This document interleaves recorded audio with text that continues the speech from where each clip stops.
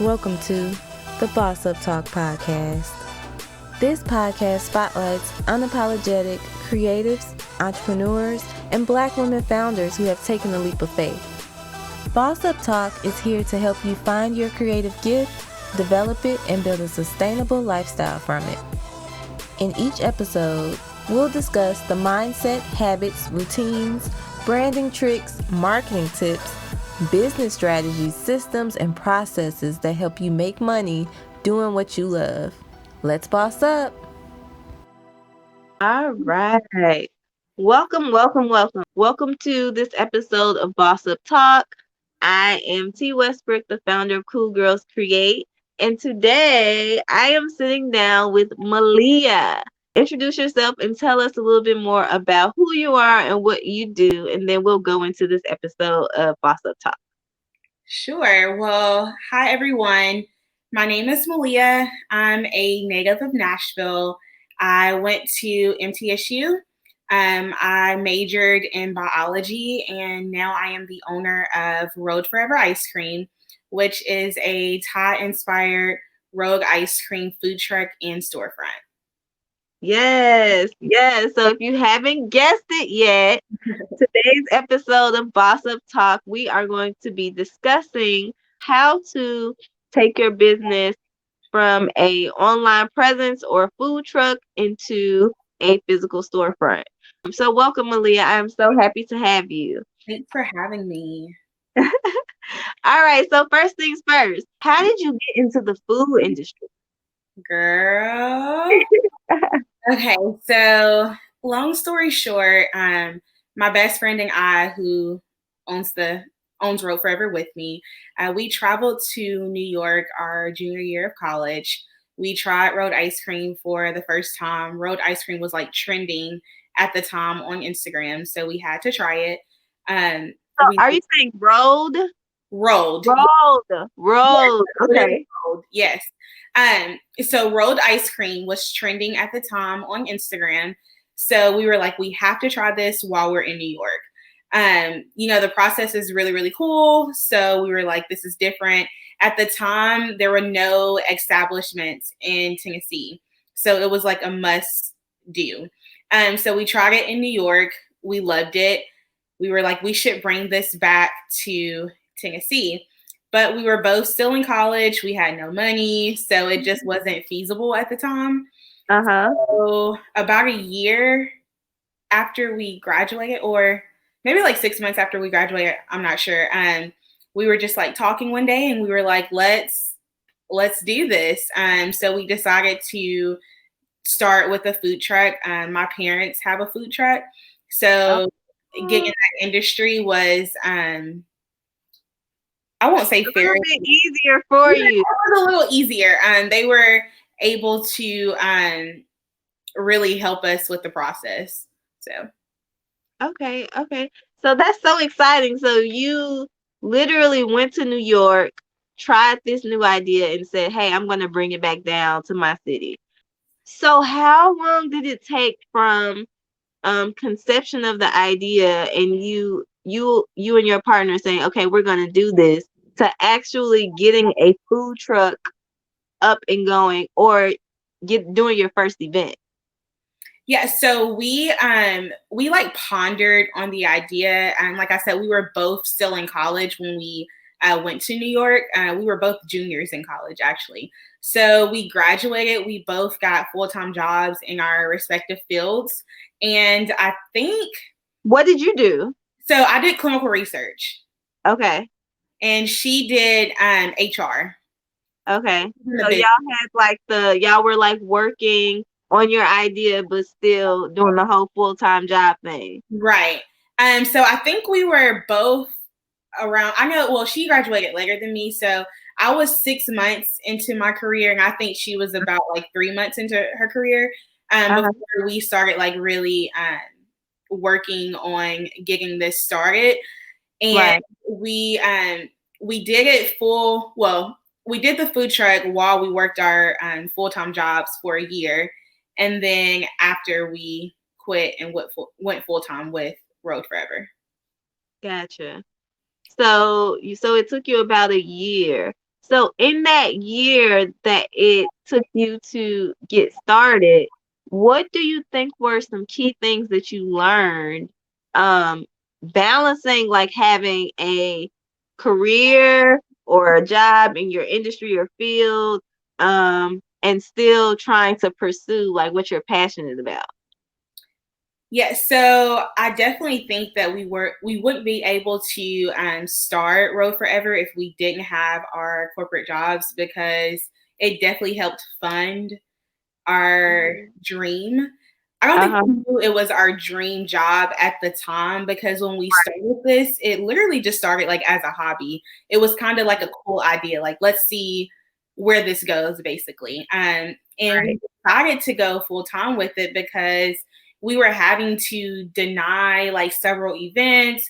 We weren't able to do things because we were both working full time jobs, and it just wasn't possible to uh, be in the Could, food truck industry and also give your job 100%.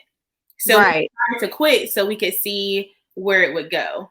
Right. And for for me, I was in a similar situation. So I, when I first I started with the vintage clothing boutique Okay. while I was in college. And then I had an online store, and I did this for a number of years. Graduated and then moved into my career. And in finance, it was so stressful, right? But my business was doing well. But at some point, I had to make a decision like, okay, it's only one of me. Yeah. I have to actually like take the leap to see where this thing goes and to apply, 100% of my attention and my energy towards it. And I tell, people that are, asking me for advice, at some point you're going to have to make that decision. Like you're Right. going to have to make that leap. So it's so great to hear you, say that that was a part of your experience. So moving on, as far as having a food truck Uh-huh. as a creative entrepreneur, do you think that there were some roadblocks for you? Well, you said that your parents had a food truck before you, but do you think there are any tips that you could give to people that are, just starting out in the food truck industry? Yes, I would definitely say don't purchase everything that you think you need for your food truck until you actually have the food truck. Um, so I won't say we did things backwards, but we were we had a deadline that we were trying to meet. We wanted to open by a certain date. So it was like we literally got this together in like 4 months. So Okay. it was a quick process. And we purchased the bus, and we purchased the bus, but we didn't take the seats out of the bus. So So was it like a regular like school bus yeah, or it's a short bus. So okay? yeah, so we purchased a bus and we like ordered tables. Um, but the tables didn't fit because we hadn't taken the seats out of the bus. So just like stuff like that, we could have saved money if we would have actually like went in the bus and measured where everything was gonna go. So Right. Okay. To piggyback off of that, um, I spent tens of thousands of dollars just buying like random inventory and not really doing the research on, you know, what inventory is selling, what inventory works for my audience, who is my audience, that type of thing. So I would say just to piggyback off of that as well, just make sure that you do the research before you spend the money. And yeah, also everything that you think that you're gonna need, you're probably not. And so be mindful of that before you just start dropping loads of cash. So yes, that's great advice as well. Now, how was it that you made the transition from a food truck into the physical location that you had? yeah. So are you asking more so why we decided to go that route, or? Right, right.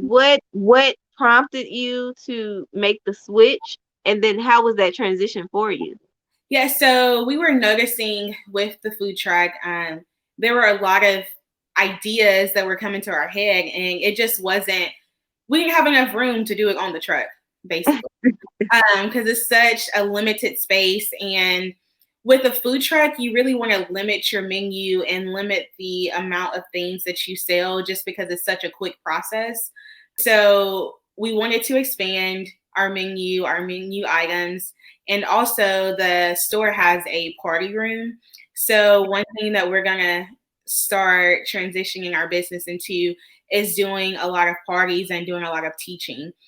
So we kind of want to turn, Roll Forever into a teaching facility as well. So having field trips, team bonding, we're going to be teaching how to make rolled ice cream. Oh, that's cool. Yeah, and that's just stuff that you can't do on a food truck. Right. So that's one of the reasons why we wanted to expand. Okay, so just to expand your product offering. Now, when it comes to a business, or realistically, now see, this is a fast moving process. Yes. Because you said it took you a year to get things from conception to the food truck. And then how long did you have the food truck before you decided that it was time to add more products and more services? So we were in business for a year and a half before we got the storefront. Mm-hmm. With someone just starting out, I know for me, I am going into my 7th year as an entrepreneur. And so it took me about 4 years to get to the level where I had a storefront, because there were so many things that I wasn't knowledgeable about. And honestly, at first, I didn't think it was possible. Right. So that's the first thing, because getting a physical storefront, you have to think about the lease. You have to think about everything that's going into the storefront. You have to think about foot traffic and how are you going to get people that were your customers in one location or online to come to this location. Right. So my question for you is, what are some of the things that you've learned so far when it comes to having a storefront? Or I guess the first thing, was it a difficult process for you all to find a location, get it leased, and get everything going? Yes, it was a very difficult process. So it's so funny because like I said earlier, this started off as a cool idea. We never knew that this was going to turn into a career, basically. Right. So when we started the food truck, we had no idea that we eventually wanted to expand into a storefront. However, someone had came to us with the opportunity to be a part of their storefront. So that's how we started the storefront process, but that obviously fell through. So after that fell through, we were like, oh wow, we like really want a storefront at this point. So it took a while to actually be able to secure a storefront. We got told no several times. We got told that we were too young. We should really think about this. Are you sure this is what you want to do? We signed several LOIs that fell through. So it was a difficult process. Can you explain to our audience what an LOI is? Yes. So an LOI is a letter of intent. So it's what they give to you before they actually give you the lease or the contract, the executed contract. Right. What do you think the turning point was for you? So when I got my first storefront, and what we did was we wanted to open like a one-stop shop for creative. So you could come in, you could get your hair done, makeup done, wardrobe, and a photo shoot. Okay. And we would build out the set design, and we did a lot of cool creative stuff that way. We looked at so many locations, and honestly, it was somebody who was willing to take a chance, because it was the same thing for us. Like, you're very young. Where is your past business history or your leasing history for this commercial location? Is there any advice that you can give to someone who is going through this process right now?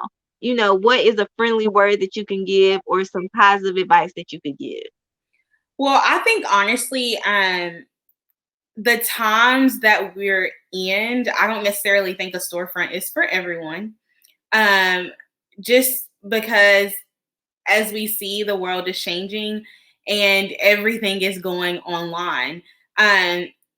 So if food could be sold online, like I think it would. But people love the ability to be able to go sit down and enjoy the luxury of like eating their food. So that's one reason why we decided to still go through with getting a storefront during this time, because I feel like even though things are changing, the food industry, I don't think they're just going to completely get rid of storefronts when it comes to food. So I would say for someone who is looking to get a storefront, I would really think about if this is something that you really want to do. Can your business survive online? Mm-hmm. Is there different ways that you can, market your business to where you don't have to have a rent? Because, we went from a bus to a storefront, and the bus, we didn't have rent. So all the money that we made, it went to us. But now, we have to pay rent, which is fine, but it's just something definitely to consider. So I would just say, really make sure this is something that you want to do. Do your research, and I would say don't give up. It's because a lot of people, like when they hear no, they're like, okay, like, should I really do this? And to me, like, I just feel like when God tells me like this is for you, like I know it's going to be for me. So I know eventually I'll get a yes. So like I said, we were trying to get a storefront for like a year, and we just didn't give up because we knew that eventually someone would say yes. Exactly. That's some of the greatest advice that you could give is don't give up, because we are going to hear so many no's as creatives. Yeah. Is this a good idea? Well, huh? I say as Black female creatives as well. Right. And that's, don't get me started on that. So, and then on top of that, with us being young or perceived to be young, people may think that we're inexperienced, or, we're in such a transitional time that a lot of new ideas that we have, people don't understand yet. And so there's so many reasons for people to say no. But if God gives you a vision, something that you're passionate about, there's always going to be that opportunity to help you take it to the next level. And so that's the greatest advice that you can give. So yes, I definitely appreciate that. So the other thing that I wanted to talk about was some of the activities that you, or some of the activities that take place during your day as a female entrepreneur. I know for me as a creative, really no day is the same for me. I have to like block my time. I have to really focus on scheduling and strategy and making sure that I'm delegating. And that is as a creative entrepreneur without a physical storefront. So my question to you is, what is it like? What is your day like? What do you do when you wake up? What are some of your routines? Tell us about that. Yeah. So first off, when I wake up, I definitely, get myself together, pray, do my devotional, all of that. And then I work out. So okay. If I don't work out, my day is kind of like, it's kind of off. So I try to get a workout in, especially like during my work week. Well, I guess I work every day, but like I try to get it in like during the, Monday through Friday, whatever. Right. And then now that we have a storefront, so my days looked really like with the food truck, it was crazy because we could have, especially like pre-COVID, we could have 3 events in one day. So it was back to back to back. And then you still have to, of course, find time to schedule events, go to the bank, answer emails. So that looked crazy. it's kind of, the craziness has kind of slowed down, especially since it's getting cold outside. Plus we have a storefront, so we have set hours. So now my day looks like the store opens at noon and it closes at 9 during the week and 10 on the weekends. So depending on if I'm opening, I'll still work out, and I like to answer emails in the morning. If I do have a meeting, I like to schedule my meetings in the morning as well. So I'll do that, and then go to the store open and, try to because I do our social media. So think of different stuff to post. Great job on the social media. Thank you. Yeah, great job. When people compliment our social media, because it's I'm still teaching myself, and yes. So yeah, just going to the store and in the midst of making ice cream, trying to post on social media, trying to answer emails, trying to become better. So yeah, it's all of that mixed into one. Okay. As a creative entrepreneur, your day is not the same either. Right. And so you have to find time to, and a lot of people ask me this on how do you balance having multiple businesses or having multiple ventures? And in your case, you all still have the food truck as well, right? Right. And so I like to say the best way to do it is to really focus on being strategic. And you mentioned a couple of key things. So the fact that you have a routine, that you wake up in the morning, you do your devotional or prayer. I know that's something that I do. Now I'm not really great at working out in the morning or being consistent with it. Oh my gosh. But I have heard that if some people don't work out, it can throw off your day, because I think it's a part of just having a routine. Yeah. So if you're listening to this as a creative, the most important thing it's not about exactly what you do to get you through your work week. It's more so about having a routine and sticking to it and being consistent. And then also being able to delegate. I know it just took me this year to start trusting other people to do the work, because I think as Black women, it's easy for us to be good at a lot of things. Right. Right. I've had to learn as a leader to in order for me to focus on the vision and the big picture, I have to delegate and I have to hire people to do the work. Right. So my question to you is, what are some growing pains that you've had when it comes to trying to balance everything? What do you think has been your most challenging, growing pain? So I think for me, dealing with, so when you're in when you work a corporate job, everything is already detailed for you. You just have to go to work. You have someone giving you your tasks that you need to do to complete. So it's kind of straightforward for you. But I think when you're an entrepreneur, you have all of these things that you have to do. So not only am I having to actually run a business and actually work, but I'll also have to, stay creative to keep the business going.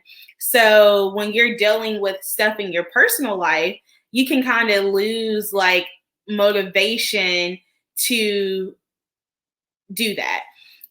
So I think that has definitely been a challenge, because sometimes when I feel unmotivated, when I am going through it, it's I just don't want to do anything. I just want to be to myself and I don't want to think. But it's I don't have anyone that's going to be giving me the task that I need to do. So I need to, still be creative. So I think that's the tough part, is that just keeping myself going, basically. Because sometimes I just want to, we're human. Sometimes we just want to quit. Or we're tired, or we're over it. All those emotions. Yes, yes. And this is the thing. I believe it's pretty normal for us to feel that way. Mhm. Um, I know I used to feel guilty about things like getting tired or feeling burned out or feeling like, today is just not the day. Yeah. I don't want to deal with customers today, or, I don't feel like being creative. I'm not inspired. Um, and so I think that's an ongoing balance for someone, for us as, creative entrepreneurs. The biggest thing is, like I said, learning how to like trust other people to do the work or put systems in place so that when you are having an off day, your business is still rolling. Right. And Right. I think that is like, that's the hard part, like that figuring out how to keep the business going when we're so involved at this level. The last thing that I wanted to talk about, and we can wrap up this boss up talk, is what is, I would say, your top 3 tips to give to Black women who are entrepreneurs. And just think about your overall experience.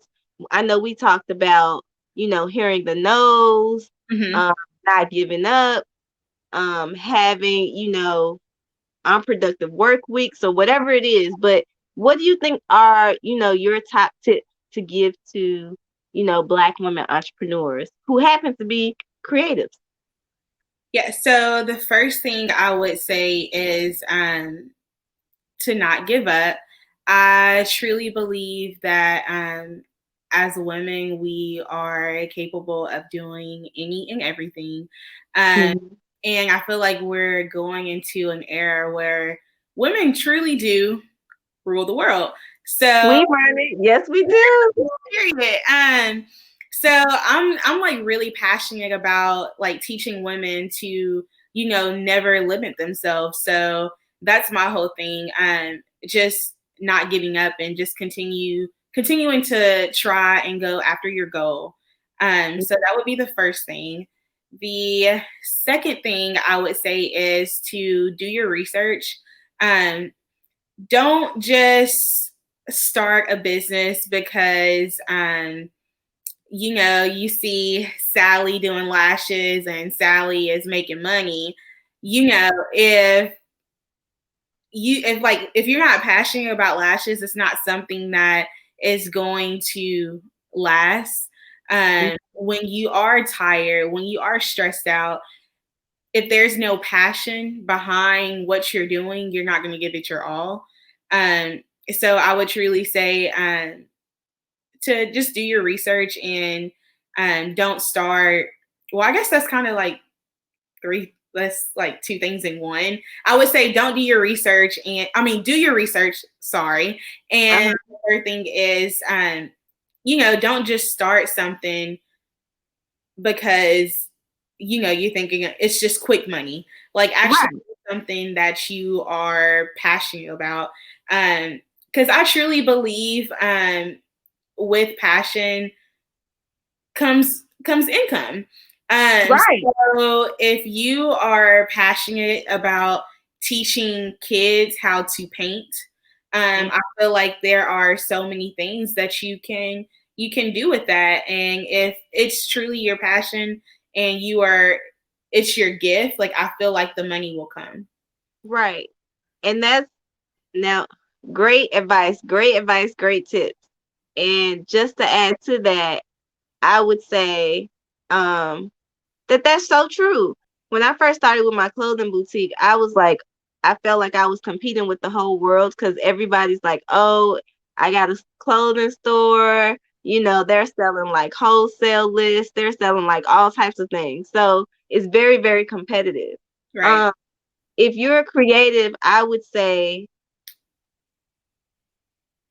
focus on, like, really, really focus in on your gift, because that's the one thing that's going to distinguish you from everyone else. And Hmm. if you focus on that, like you said, money will come. Yeah. And when you focus on things that are like, oh, she's doing that, he's doing that, it looks easy, I'm about to make this quick money, because you think it just looks so easy, Hmm. a lot of times it just doesn't work out. Yeah. So I think that that's the best advice as well. You know, focus on your gift and don't just do things for the money, because when you get tired and over it, honey, what is going to keep you, Exactly. moving forward and being consistent, right? You're just over it. Yeah. But thank you so much, Maliyah, for joining me today for the Boss Up Talk. Please let my audience know where they can find you on social media and locally if they are in the area. Yes. So our ice cream shop, it's called Row Forever Ice Cream. It's located in Germantown. The address is 1120 4th Avenue North, Suite 102. You can follow us on Instagram and Facebook at Road4 Ever Ice Cream. And my personal Instagram is queen.mb. Yes. Well, thank you so much again, Maliyah.